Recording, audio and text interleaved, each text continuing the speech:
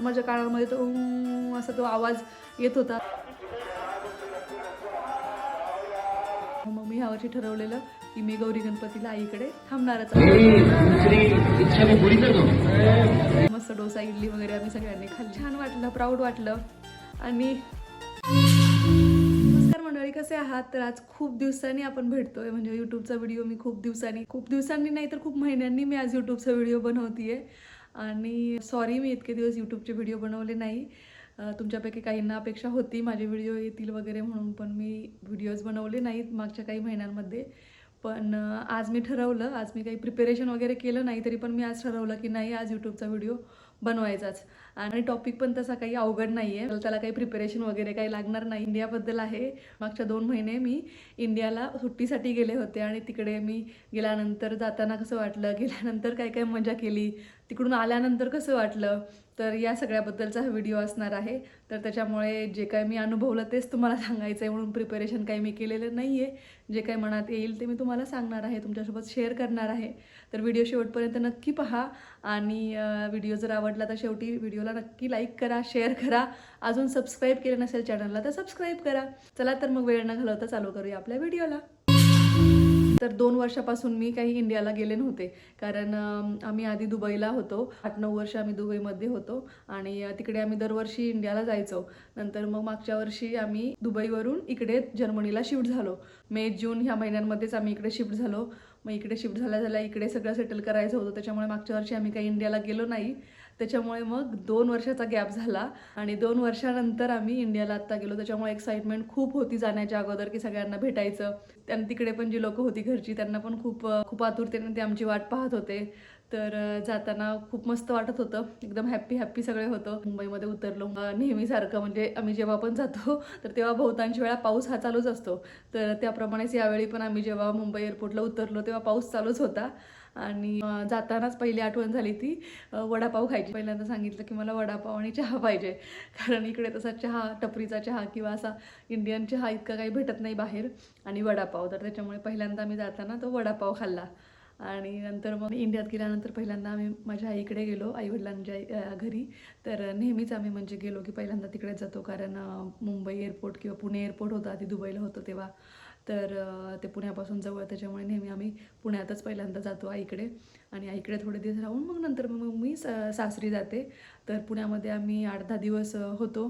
तर तेव्हा पण पाऊस थोडाफार चालूच होता, पण तरी पाऊस चालू असला तरी पण आमची काही शॉपिंग असते. गेल्या तिकडे काही कपडे ठेवलेले असतातच आम्ही कायम, पण तरी पण थोडं काही शॉपिंग करायचं असतं मुलांसाठी, काही कपडे वगैरे. तर ते शॉपिंग वगैरे केलं. नंतर पुण्यामध्ये काही रिलेटिव्ज आहेत त्यांना भेटलो. नंतर आईवडिलांबरोबर टाईम स्पेंड केला, त्यांना पण खूप छान वाटलं. आमची शॉपिंग वगैरे थोडीफार झाली. आणि मग तिकडून मग चाकणवरून आम्ही शिर्डी, त्र्यंबकेश्वर, शनी शिंगणापूर, नाशिक या छोट्याशा ट्रिपला गेलो होतो. आणि नाशिकपासून जवळच ही एक प्लेस होती, नेकलेस वॉटरफॉल म्हणून. तर तिकडे आम्ही गेलो होतो. तर खूप छान होतं ती प्लेस पण. खूप छान असा निसर्ग होता, खूप हिरवळ वगैरे होती. तर ते पण खूप छान वाटलं. आणि मग थोडे दिवस चाकणमध्ये राहून मग 10 दिवसानंतर मग मी माझ्या सासरी गेले, लातूरला. तर तिकडे गेल्यानंतर तिकडे पण सासू सासरे वगैरे खूप खुश होते. आणि आमच्या स्वागतासाठी त्यांनी असं बुके वगैरे दिला आणि केक वगैरे आणला होता कट करायला. भारी वाटलं एकदम. तिकडे गेल्यानंतर मग 2-3 आठवडे तिकडे लातूरमध्ये राहिलो. तर लातूरमध्ये पण मग गेल्यानंतर लातूरमध्ये राहतात मिस्टर, पण त्यांचं गाव दुसरीकडे आहे वेगळं. तर तिकडे त्या गावाला वगैरे व्हिजिट करून आलो. आणि मग गावाकडे गेल्यानंतर मग गावाकडचं जे शेत आहे त्या शेतात वगैरे जाऊन आलो सगळेजण आम्ही. आणि मुलांना छान वाटत होतं. आद्विकच्या अशा ॲक्टिव्हिटीज चालू होत्या, झाडावर चढायच्या वगैरे. गावच्या देवीचं दर्शन घेऊन आलो. तिकडून गावावरून आल्यानंतर यावर्षी आम्ही तिरुपती बालाजीची ट्रिप प्लॅन केली होती. म्हणजे खूप दिवसापासून माझ्या मिस्टरांची इच्छा होती की तिरुपती बालाजीला जायचं म्हणून. तर यावर्षी पण आम्ही ठरवलं की जाऊ तिकडे म्हणून. पण तरी पण तो दिवस येईपर्यंत, म्हणजे तिकडे जाईपर्यंत असं होतं की पावसाचं वातावरण वगैरे कसं असेल, मुलांची तब्येत वगैरे कशी असेल, आपली तब्येत वगैरे कशी असेल. आणि कारण 2 वर्षांनी तिकडे जातोय, मुलांना सूट होईल का तिकडचं वेदर वगैरे, म्हणजे होतं ते. म्हणजे आम्ही सगळे चौघं पण असे आहे की कुठे गेलो तरी पण तिकडे ॲडजस्ट होतो त्या वेदरमध्ये. पण तरी पण एक असतं की अरे काय होईल तिकडे गेल्यानंतर, कसं होईल. पण तरी पण चांगला योग आला आणि तो म्हणजे तिरुपती बालाजीचा प्लॅन आमचा सक्सेसफुल झाला. तर आम्ही ठरवलं की एक गाडी करून जायचं तिरुपती बालाजीला. जाताना इकडे हैदराबादवरून जायचं, हैदराबादला 2 दिवस राहायचं. हैदराबादमध्ये मग ते रामोजी फिल्म सिटी वगैरे आहे ते 1 दिवस आम्ही पाहिलं. हैदराबाद थोडंसं 1 दिवस पाहिलं. त्याच्यानंतर मग जाताना श्रीशैलम वगैरे ही देवस्थानं आहेत, नंतर महानंदी वगैरे ही देवस्थानं आहेत खूप छान. तर त्यांना पण व्हिजिट करता येईल गाडीने जर गेलो तर, गाडी करून अशी स्वतःची. म्हणून मग आम्ही गाडी करूनच गेलो होतो. आणि मग तिरुपती बालाजीला आम्ही गेलो.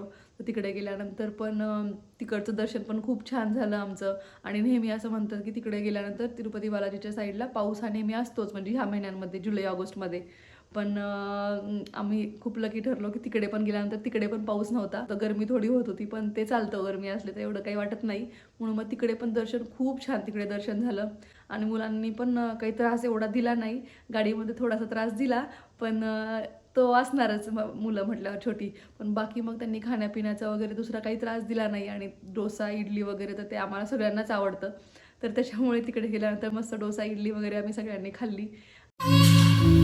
आणि एक महत्त्वाची गोष्ट म्हणजे माझा बड्डे ज्या दिवशी होता त्याच दिवशी आम्ही हे तिरुपती बालाजीचं दर्शन प्लॅन केलेलं होतं. त्याच्यामुळे मस्तपैकी दर्शन झालं आणि संध्याकाळी आम्ही तिथेच हा बड्डे सेलिब्रेट केला. म्हणजे खूप स्पेशल असा आणि लक्षात राहण्यासारखा बड्डे झाला हा.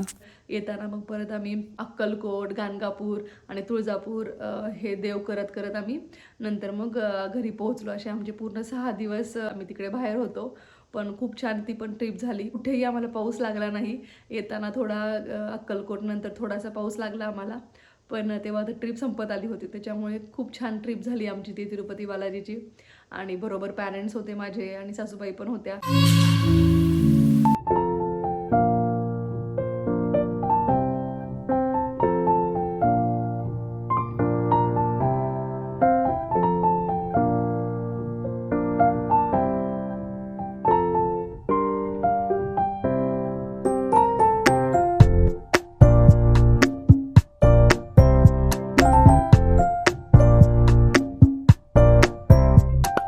लातूरला जेव्हा गेलेलो तेव्हा ह्यांच्या इकडचे, मिस्टरांच्या इकडचे नातेवाईक ते तर सगळे भेटलेच. पण जेव्हा आम्ही लातूरवरून येत होतो तर तेव्हा मग येताना मी माझ्या आजोळी गेले. माझा आजोळ सांगलीकडे आहे जतला. तर तिकडे जतला गेलो. मामा वगैरे, मामी वगैरे त्यांना भेटलो. तर खूप छान वाटलं. तिकडून येताना परत आईचं प्रॉपर जे आजोळ आहे इस्लामपूर, तर तिथे गेलो. तर तिथे आमचे खूप सारे रिलेटिव्स मला भेटले आईच्या इकडचे. तर इतकं छान वाटलं त्या सगळ्यांना भेटून, की म्हणजे दरवेळेस असं होत नाही की त्या प्रत्येकाला जाऊन भेटायचं वगैरे. पण ह्या वर्षी असं योगायोग आला की म्हणजे खूप नातेवाईक भेटले. तर त्याच्यामुळे खूप छान वाटलं असं. आणखीन एक गोष्ट तुम्हाला सांगते की इंडियामध्ये गेल्यानंतर दिवस इतके फास्ट पळतात ना, म्हणजे मला वाटतं की काय खरंच घड्याळ चेंज होतं काय तिकडे गेल्यानंतर. इतके इतके दिवस फास्ट जातात ना, म्हणजे असं वाटतं की अरे आपण आत्ता तर आलोय असं वाटतं. आणि असं होतं की महिनाभर संपून पण जातो. आणि तसंच झालं. म्हणजे लातूरला होते तेव्हाच मग असं की 1-1.5 महिना संपत आला होता मी येऊन. आणि माझे मिस्टर आणि मोठा मुलगा आहे ते ॲक्च्युली लवकर इकडे जर्मनीला रिटर्न येणार होते, कारण मोठ्या मुलाची शाळा सुरू होत होती 1 सप्टेंबरला. त्याच्यामुळे आम्ही लातूरवरून 3 आठवड्यानंतर परत पुण्याला आलो. आणि पुण्याला आल्यानंतर मग परत 1-2 दिवस परत फ्रेंड्सला वगैरे भेटलो. आणि परत जायची तयारी. मग हे जाणार आहेत म्हणून ह्यांची पॅकिंग वगैरे करून द्या. तर ती तयारी सुरू झाली. थोडीशी शॉपिंग करा, त्यांच्या बॅग्स वगैरे भरा. आणि मग 30 का 31 तारखेला ते परत जर्मनीला रिटर्न आले. मग ते गेल्यानंतर परत 1-2 दिवस थोडंसं निवांत होतं. आणि त्याच्यानंतर परत मग गौरी गणपती येणार होते. मग गौरी गणपतीचं तर खूप असतं. घरातली साफसफाई करायची, काही डेकोरेशनचं सामान वगैरे काही काही आणायचं. त्याचबरोबर मी पण नंतर गौरी गणपती झाल्यानंतर लगेचच इकडे येणार होते. मग माझी पण काही राहिलेली शॉपिंग किंवा बॅग्स वगैरे काढून ठेवायच्या, थोडं सामान भरून ठेवायचं. तर ह्या गोष्टी सगळ्या चालू होत्या. आणि गौरी गणपतीचं मग काही पदार्थ करायचे होते, तर ते पदार्थ करायचे पण चालू होते. तर खूप मजा येत होती. छोट्या मुलाला पण ते पाहून सगळं भारी वाटत होतं. करंजी करताना तो पण ॲक्च्युली आला आणि आम्हाला करंजीच्या लाटी जी होती तो लाटून देत होता. तर त्याला खूप आवडलं. त्याने खूप मजा केली, मस्ती केली. आई-वडिलांना खूप छान वाटलं की गौरी गणपतीला मी त्यांच्याबरोबर आहे. मग गणपती बसले. गणपती बसल्यानंतर मग जेव्हा गौरी आल्या, तर गौरी पूजनच्या दिवशी आमच्या इकडे म्हणजे भरपूर डेकोरेशन असतं. आणि त्याच्यामुळे आमचे 3-4 दिवस तर पूर्ण त्याच्यामध्येच गेले. ते डेकोरेशन करा, ते पदार्थ वगैरे करा. आणि गौरी पूजनच्या आदल्या दिवशी ते सगळे पदार्थ मांडायचे, पुढचं डेकोरेशन मांडायचं. तर पूर्ण म्हणजे इतकं छान वाटतं ना ते सगळं तयारी करताना वगैरे. हे बघा आमच्या आई पप्पांच्या घरचे हे गौरी गणपती. तर एवढं सगळं हे करावं लागतं. ह्यातले काही पदार्थ घरी केलेले आहेत, तर काही बाहेरून आणलेले आहेत. आणि गौराई पण किती छान दिसतं ते बघा, गौराई आणि गणपती बाप्पा. तर हे सगळं एवढं घरी असतं.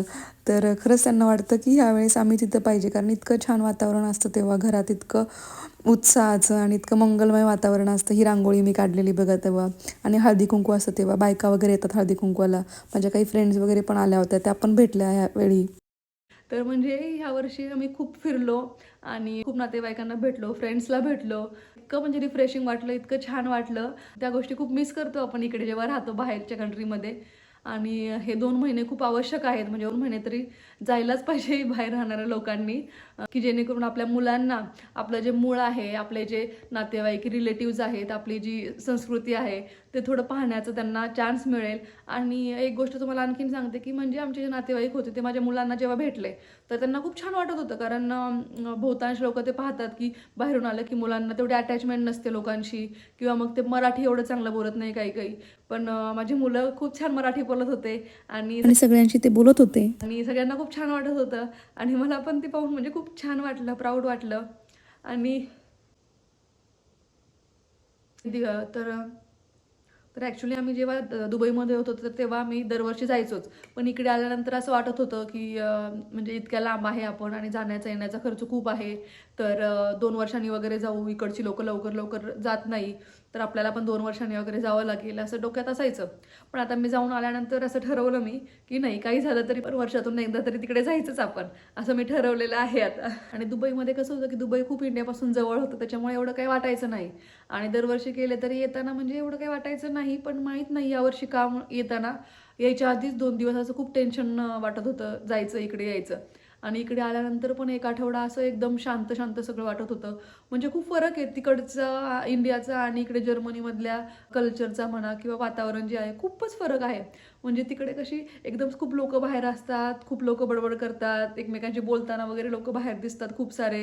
आणि वाहनांचा, ट्रॅफिकचा, हॉर्नचा आवाज असतो, म्हणजे खूप अशी गजबज वगैरे तिकडं असते. आणि इकडं आल्यानंतर तर पहिल्या दिवशी मी जेव्हा बाहेर गेले तर अक्षरशः मला म्हणजे एकदम शांतता असल्यावर कसं कानात असा आवाज येतो. मी बाहेर चालत असताना पण मला असं एकदम सगळं शांत आहे आणि माझ्या कानामध्ये तो असा तो आवाज येत होता. असं असं एकदम शांत असं वाटत होतं, म्हणजे वेगळ्याच कुठल्या तरी जगात आल्यात मी असं वाटत होतं. नंतर मग दुसऱ्या तिसऱ्या दिवशी थोडं थोडं बेटर बेटर होत गेलं. पण तरी पण अजून 1 आठवडा झालाय मला येऊन, पण तरी पण मला असं म्हणजे इकडे शांतच वाटते की अरे म्हणजे कुठे आलोय आपण. आहे आता होईल 1-2 आठवड्यामध्ये आणखीन इकडे होऊन जाईल सेटल. पण आल्यानंतर खूप त्रास झाला मला यावेळेस, म्हणजे खूप मिस करते मी इंडियाला. तर अशा प्रकारे यावर्षीची इंडियाची ट्रिप छान ट्रिप झाली. 2 महिने मी इंडियामध्ये राहिले. 18 जुलैला आम्ही गेलेलो आणि 14 सप्टेंबरला आम्ही आलो इकडे. तर आल्यानंतर परत आता जर्मन क्लास वगैरे सुरू झाले आणि जर्मन शिकायला सुरुवात केली. ते मुलं तर काय सेटल होतातच, ते तर मुलांचं काही टेन्शन नाही. पण मला ते पिकअप करायला परत जर्मन लँग्वेजचा थोडासा वेळ लागतोय, पण करते ते पण मी. तर मला माहीत नाही तुम्हाला आजचा ब्लॉग कसा वाटला, कारण मी काही म्हणजे काहीच प्रिपेअर केलं नव्हतं. मनात येईल ते बोलून टाकलंय मी आज सगळं. आणि फक्त मला माझी यूट्यूब जी फॅमिली आहे तर त्यांच्यासोबत अटॅच व्हायचं होतं, तुमच्याशी परत भेटायचं होतं. त्याच्यामुळं मी हा व्हिडिओ बनवला. आणि जर आवडला असेल तर व्हिडिओला लाईक करा. आणि मी तुम्हाला खात्रीने सांगते की लवकरच माझा पुढचा व्हिडिओ पण येईलच. आणि मला माहीत नाही मी आता काय काय बडबड करते खूप दिवसानंतर व्हिडिओ बनवला आहे, त्याच्यामुळे मला कळत नाही आहे की आता एंड कसा करू काय काय बोलायचं आहे. चला तर मग हा व्हिडिओ आता मी संपवते आणि भेटूया एका नवीन टॉपिकसोबत आपल्या नवीन व्हिडिओमध्ये. आणि पाहत राहा, चॅनलचं नावच सांगायला विसरले मी, तर युरोप गप्पा with Supriya. Thank you for watching my video.